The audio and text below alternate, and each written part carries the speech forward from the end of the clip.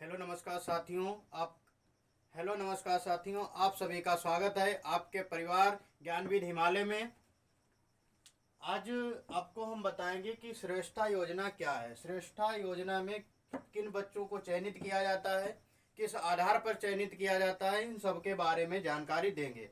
इनके फॉर्म कब भरे जाते हैं तो आपको पता होना चाहिए। और आपको हम बता रहे हैं कि जो श्रेष्ठता योजना के फॉर्म हैं उनकी डेट आ चुकी है और वह फॉर्म भरे जाने लगे हैं।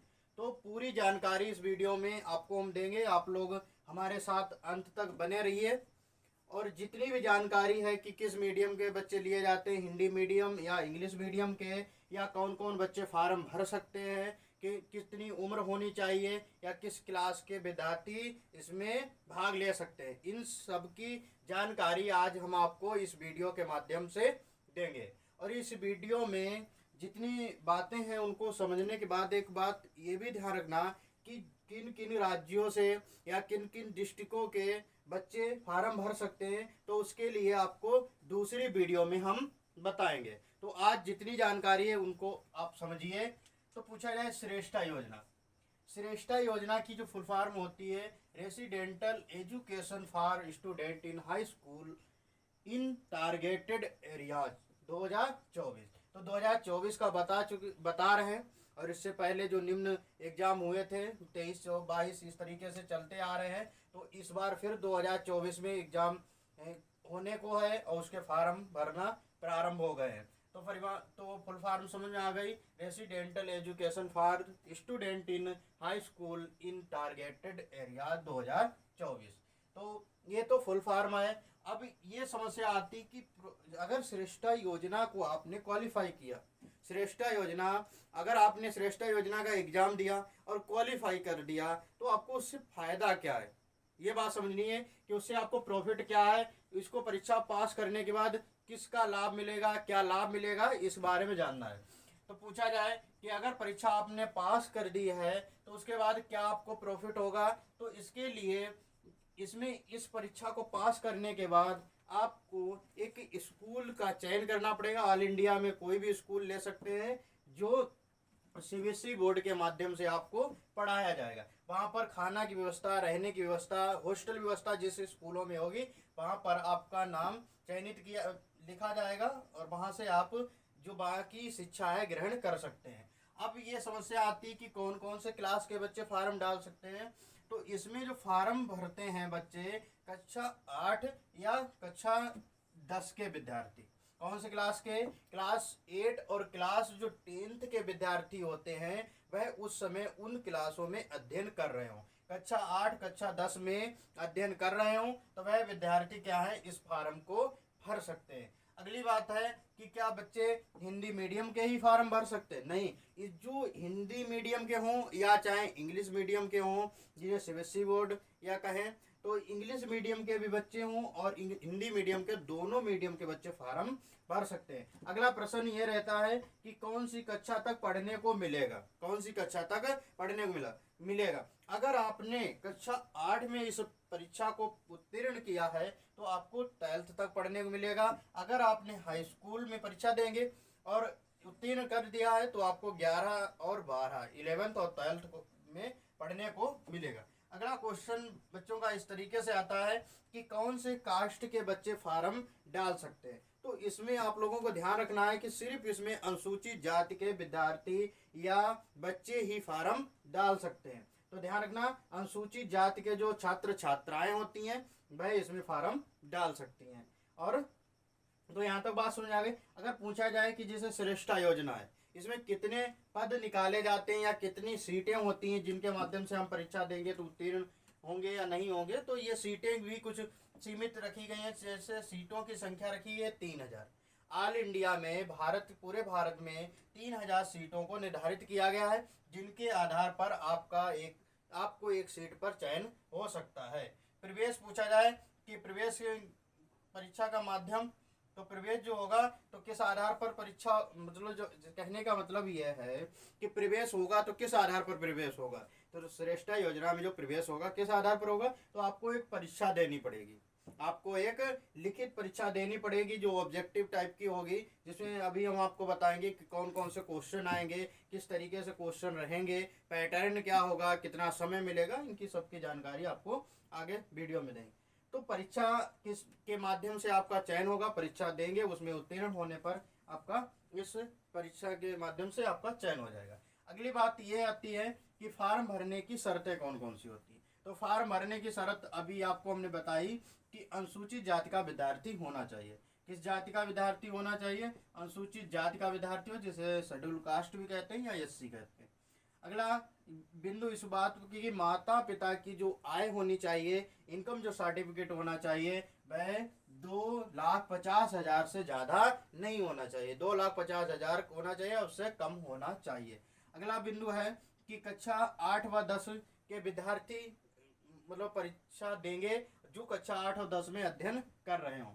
अगला है शर्त है कि कक्षा 8 का विद्यार्थी 12 और 16 साल का हो। कितना? 12 और 16 साल का विद्यार्थी होना चाहिए। लेकिन एक बात यह भी है कि जो कब तक एज आपकी जोड़ी जाएगी, 31/3/2024 तक ये आपकी एज जोड़ी जाएगी कि आप 12 से 16 साल के बीच होना चाहिए। अब पूछा जाए कि जन्म 12 और 16 के बीच होगा, लेकिन जन्म तिथि कौन सी होनी चाहिए?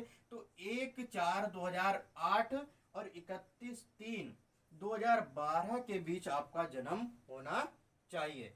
ये तो बात है कक्षा 8 वाले विद्यार्थियों के लिए। अब देखें कक्षा जो 10 के विद्यार्थी हैं उनकी कितनी उम्र होनी चाहिए? तो जो 14 वर्ष से 18 वर्ष के बीच उनकी उम्र होनी चाहिए। और उम्र जोड़ी कब तक जाएगी? तो ये 31/3/2024 तक देखा जाएगा। 31/3/2024 तक देखना है, उसके आधार पर ये उम्र शामिल की जाएगी। अब पूछा जाए कि जो हाई स्कूल के बच्चे हैं या जो 10th के विद्यार्थी हैं उनकी जन्म तिथि कितनी होनी चाहिए? तो 1/4/2006 से 31/3/2010 के बीच होनी चाहिए। तो बात समझ में आ गई? सही।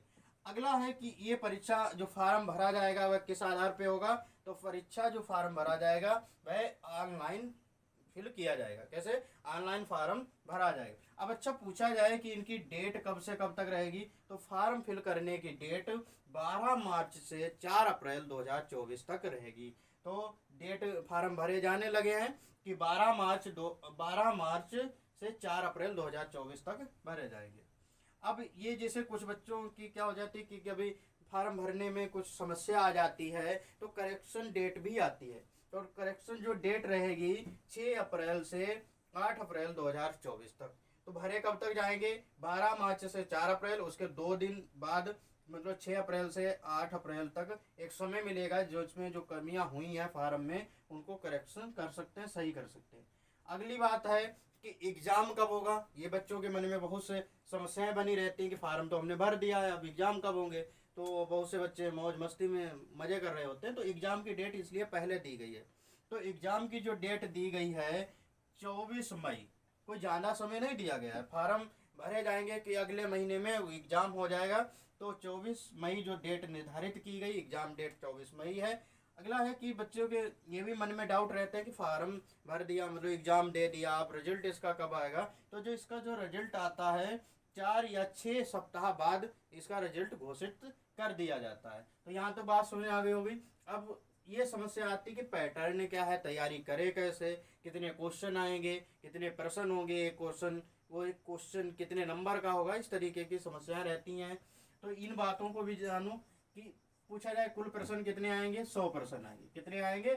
100 प्रश्न आएंगे। और एक जो क्वेश्चन होगा 4 नंबर का होगा। इस तरीके से 400 नंबर का पूरा पेपर होगा। मैथ के कितने आएंगे? तो मैथ के 30 प्रश्न होंगे। अगर आपसे पूछा जाए कि तो कितने नंबर का हो गया? तो 120 नंबर का हो गया। अगला पूछा है साइंस कितने नंबर, जैसे विज्ञान कहते हैं, तो विज्ञान कितने नंबर की आएगी? तो 20 विज्ञान जो कितने क्वेश्चन आएंगे? तो 20 क्वेश्चन विज्ञान के आएंगे।